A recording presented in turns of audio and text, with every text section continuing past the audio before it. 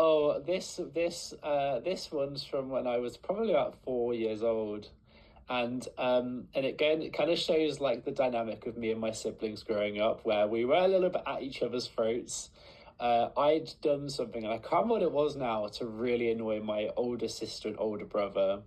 And one day I remember turning up to school, going at lunchtime to have my packed lunch, opening in it, and it was just dog biscuits in there.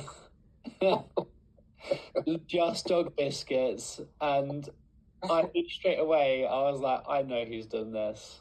I know. And my mum was annoyed as well because she then had to pay for a school dinner. I obviously eat the dog biscuits. Um, but yeah, I mean, that kind of just demonstrates like our dynamic growing up. Do you think you deserve it? This prank on you? I can't even remember what I did, but I'm assuming that I did deserve it because